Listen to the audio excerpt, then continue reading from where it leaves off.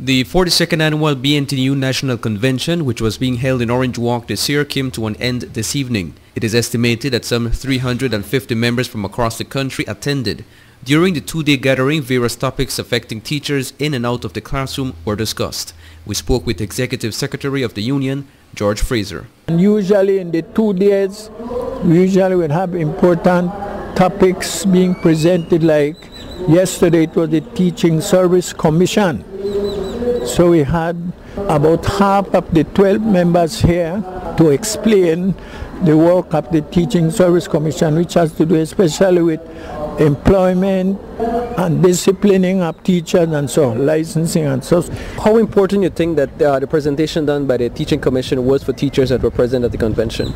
Very important, Arturo, because the Teaching Service Commission is a fairly new thing. It was only appointed last year, and it has to do with the licensing of teachers, transfers, appointment of teacher, discipline, sometime, anytime, managing authority want to overstep their bounds and the rights of teachers. If you are not following the rules, there are disciplinary procedures, right? But some of them are ready to want to fire you.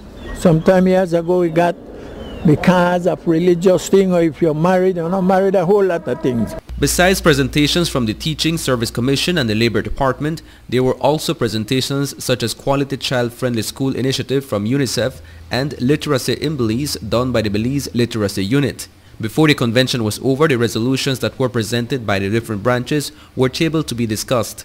One of the topics discussed was the ongoing negotiation with government. Fraser told us that for more than 3 years, 3 unions have teamed up to present their concerns to the government. The proposal includes 23 items, among them salary increment, review of tax system, and housing loans for teachers through Social Security and DFC. While they have reached some agreements on some items, the union feels that the negotiations have been dragging for too long. One of the items that have not been dealt with is salary increment. And we have agreed as a union, we want to finish these negotiations within the next 3 months. So we look forward, probably as early as next week, to re-engage with the government. What happens if the government says we don't have the finances to give you guys increment in salary? What is the next salary? Okay, what happened, Arturo, is in the past, we understand the negotiation processes that you might not be able to give me everything now. But in negotiating, we, over the past 10, 15 years, we have negotiated 3 years. Give me what you could give me now, or we understand. If you show us the picture and we do our own research and so we know what is happening. The government could say they don't have, but then they spend money in other things that are political. So we know what we are going to do. We are going to press for this. And this is one thing our union, especially teachers union, have decided. The only thing that will benefit all our teachers and government workers is a raise of pay. Because yes, we have negotiated and agreed on allowances, but I know everybody get allowances. Since the last round of negotiations, costs of living have gone up over 30%. The matter of salary adjustment or raise of salary is a must, and it has to come about.